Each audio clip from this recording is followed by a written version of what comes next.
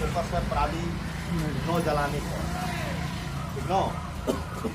बार बार जो है कि शासन के द्वारा ये निर्देश दिया जा रहा है कि आप लोग अपने खेतों में जो धान का उगाल है उसको मत जलाइए, क्योंकि उससे जो है आपकी मिट्टी में जो ह्यूमस है वो समाप्त हो जाएगा। जो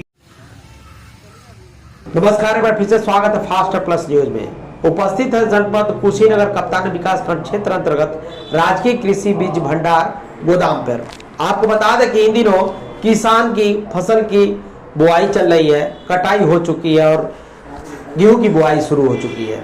लेकिन आपको बता दें कि जो भी पराली है उसको किसान जलाते हुए नजर आ रहे हैं और किसानों के ऊपर जुर्माना भी लग रहा है। इसी संबंध में हम आज कृषि गोदाम पे मौजूद हैं और अभी देखा गया है कि यहाँ के अधिकारी कर्मचारी के द्वारा किसानों को पराली खाद के रूप में बदलने के लिए एक दवा वितरण किया जा रहा है। इन्हीं सभी मुद्दों पे बात करेंगे और जानने का प्रयास करेंगे किसानों के लिए क्या संदेश है बीज बुआई को लेकर। हमारे साथ जुड़ेंगे सीधा हेमंत कुमार जी, बीज गोदाम के प्रभारी हैं।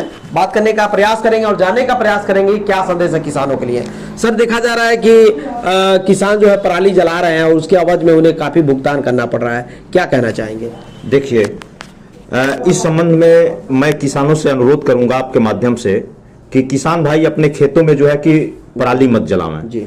इसके लिए हम लोग भी प्रयास कर रहे हैं, किसानों से संपर्क कर रहे हैं, किसानों को बता रहे हैं जी कि किसान भाई जो है कि अपने खेत में पराली न जलावें। इसके लिए हमारा विभाग जो है ये 40% और 50% पे जो है कि कृषि यंत्र भी मुहैया कराया है जो फसल अवशेष प्रबंधन का कार्य करते हैं इन सिटू मैनेजमेंट योजना के अंतर्गत।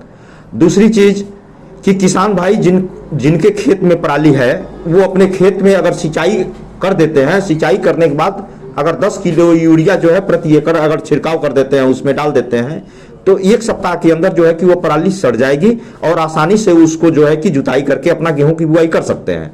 दूसरी चीज, फसल अवशेष प्रबंधन के लिए ये हमारे वहाँ जो है कि पूसा कृषि अनुसंधान केंद्र नई दिल्ली से जो है कि इंद्रधनुष के नाम से जो है कि ये वेस्ट डिकम्पोजर आया हुआ है जो हम अपने किसानों को निःशुल्क वितरण कर रहे हैं।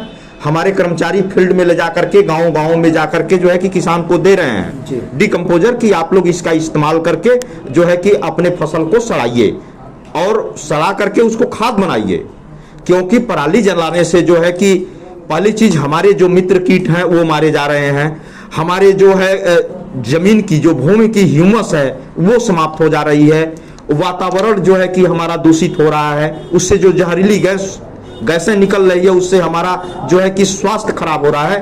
तो हम किसान भाइयों से यही अनुरोध करेंगे कि आप लोग पराली न जला करके कृषि यंत्रों का प्रयोग करिए, वेस्ट डिकम्पोजर का प्रयोग करिए अपने खेतों में जो है कि ये 10 किलो प्रति एकड़ के हिसाब से जो है कि आप यूरिया का छिड़काव कर करके उसको जो है कि किसी तरह से सड़ा लें जी। सर, ये दवा डालने की विधि क्या होगी? देखिए, इस पे सारी मेथड लिखा गया है। इसके लिए आपको जो है गुड़ और बेसन की जरूरत पड़ेगी। आप जो है कि गुड़ को गर्म पानी में कर करके और उसमें बेसन मिला करके इस लिक्विड को तैयार किया जाता है। इसके साथ एक वो लिस्टेक्चर भी आया हुआ है जो सारी विधियों को लिखकर उसमें बताया गया है। अगर आपको कहीं से कोई असुविधा किसान को अगर पड़ती है तो किसान भाई हमसे सीधा जो है संपर्क करके इसके जो है कि प्रयोग की विधि की जानकारी ले सकते हैं, हम उसको बता देंगे। क्या गेहूं की फसल पे इसका कुछ प्रभाव पड़ेगा? नहीं, इसका कोई साइड इफेक्ट नहीं है। आप अपनी पराली को सड़ाने के बाद इसका कार्य समाप्त हो जाएगा और मिट्टी में जो है कि आपकी ह्यूमस की मात्रा को वो पराली जो अवशेष है वो बढ़ा देगा। इसका कोई साइड इफेक्ट नहीं है। सर, ये भी जानना चाहेंगे जो किसान नहीं मान रहे हैं इसके बावजूद भी अगर पराली जलाते हैं तो उनके लिए सरकार क्या रेगुलेशन बनाएगी? हम लोग लगातार किसानों से ये रिक्वेस्ट कर रहे हैं, ये संदेश दे रहे हैं कि इसमें जो है कि आपको और हमको ही नुकसान है। गवर्नमेंट कोई भी फार्मूला बनाती है तो फार्मूला वो गलत नहीं होता है, वो हमारे स्वास्थ्य, हमारे जनजीवन को बेहतर बनाने के उद्देश्य से ही जो है कि कोई निर्णय लिया जाता है। तो आप जो है किसान भाई इसमें सहयोग करें। अगर जो किसान नहीं मानते हैं तो हम तो भरसक प्रयास करते हैं भाई उनको समझाया जाए। अगर फिर भी वो अगर नहीं माने तो फिर उनके लिए जो है कि जुर्माना का प्रावधान किया गया है, उनसे जो है कि जुर्माना लिया जाएगा। और जो पीएम किसान सम्मान निधि का जो किस्त मिल रहा है उसको भी रोक दिया जाएगा। जो भी वो सरकारी अनुदान पा रहे हैं, जो गवर्नमेंट का लाभ ले रहे हैं, उससे उनको वंचित कर दिया जाएगा। जी जी, तो देख सकते हैं कि दिन प्रतिदिन पॉल्यूशन बढ़ते जा रहा है और इन्हीं पॉल्यूशनों को मद्देनजर रखते हुए सरकार भी इस पे कार्य कर रही है कि कहीं दिल्ली जैसा माहौल यहाँ भी उत्तर प्रदेश में ना हो जाए कि लोग पॉल्यूशन से ग्रसित हो जाएं।